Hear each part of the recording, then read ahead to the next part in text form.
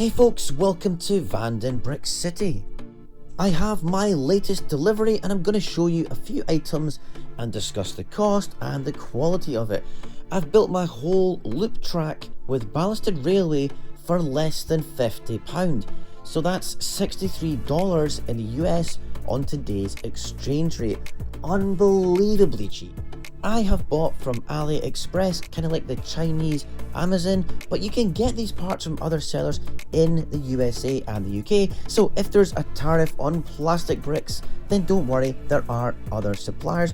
But for this time, I have used AliExpress, so I'm going to talk about them. I'm only just buying the straight and the curved ballast sections. They do other parts, but this time around they don't include the track. That's because I have plenty of actual Lego track to use on it. Now, the AliExpress stuff can get a bit confusing. It's not like you look up on Amazon for Lego train track and up comes the official product, and the next one is like the off-brand and maybe 2 or 3 other ones. When you type into AliExpress Lego ballast track or something like that, there are so many different products, often using the same photo. They don't have like a brand name, the descriptions aren't great, the pricing isn't consistent. It's because they're like sellers, I suppose, on Marketplace rather than official stores or like an official AliExpress store. It does come across a bit dodgy, but you just have to work with it, and so far my experience has actually been great. You just have to shop around on the site to find the right thing. I bought a pack earlier in January that consisted of ballasted sections. They are the large molded pieces that the track sits into. It's what we're talking about. It gives it extra height, around 2 studs worth.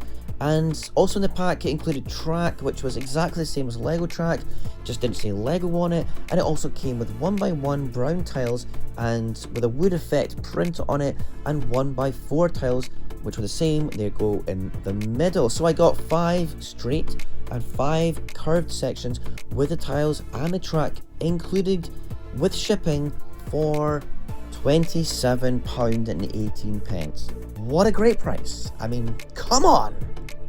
But how? Like, you may be asking, how can I assert that this is good value? Because Lego don't make ballasted track sections. Okay, well, they do make track though, and if I want to buy 1 pack of track from Lego now, say I'll get it on Amazon, it's the same thing, £17.99 for 20 pieces, but you can't make a loop with it. Just a standard loop? No. For the size of my layout, which isn't big, I would need 3 packs of this. That's £54 just on track.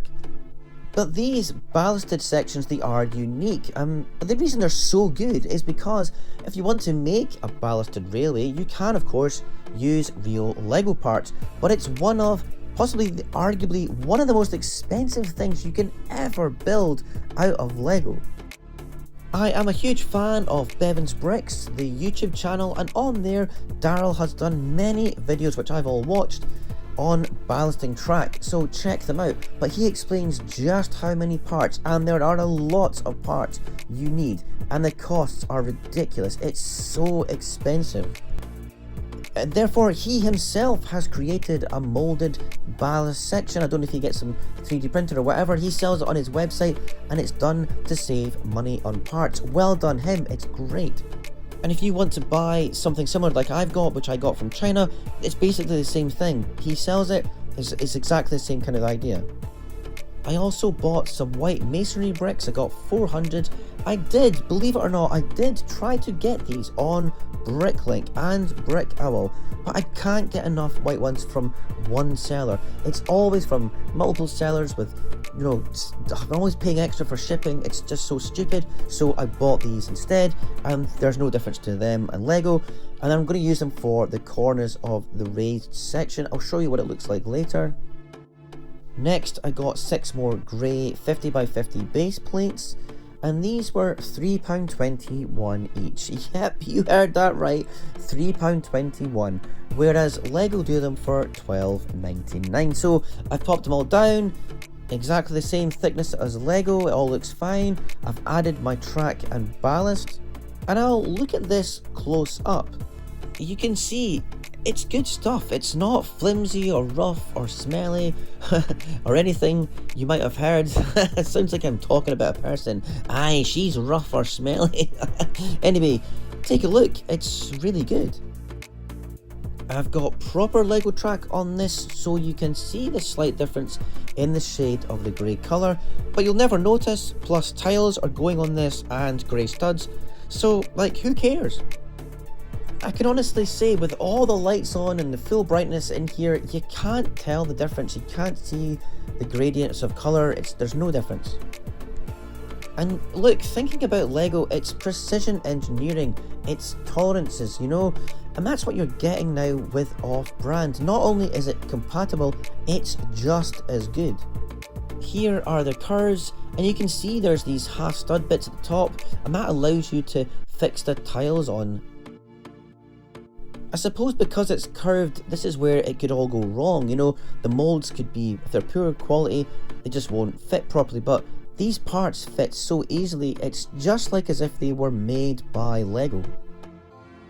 My base plates are too big. These ones are 50 by 50 studs. I couldn't get 48, so I built my city and my table around 48 by 48 stud base plates, so I'm gonna have to cut them to make it fit. And for sure, I'd be unhappy cutting an official board if it was £13, but at £3 or so, I'm fine with cutting this. I'm just using a metal ruler and penciling a line in, and I've got my Stanley knife here. I'll be honest with you, this was my first attempt at this, and I was a bit apprehensive about how much pressure to exert and all that, but I didn't do enough, kind of embarrassing. So I now know you have to give it a good bit of pressure to score it, not cut it. You're not trying to go right through it, because it actually really easily snaps once you've cut a decent channel into it with the knife. And as you can see, it snaps very easily once it's scored. You just got to bend it at the ends.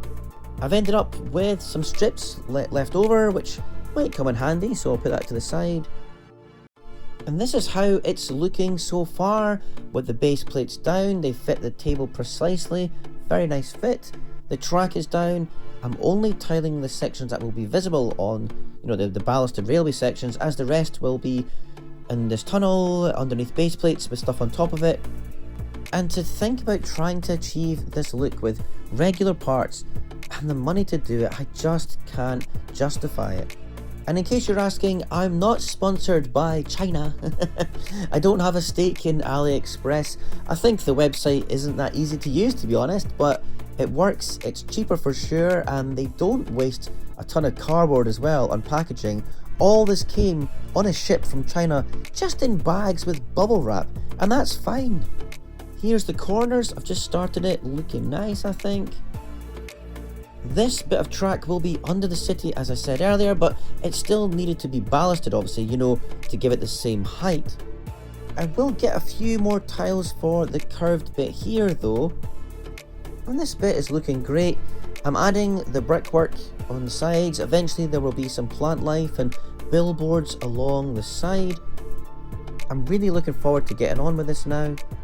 Getting the track was, the main thing, getting it to fit properly and get it laid down. My plan is to build directly onto the white IKEA boxes, so it'll all be integrated, and it's pretty strong and it saves on money on the parts as well. Those boxes are really handy for that. Anyways, thanks so much for watching until the end. I hope this was useful, and I'll catch you in the next one. Bye!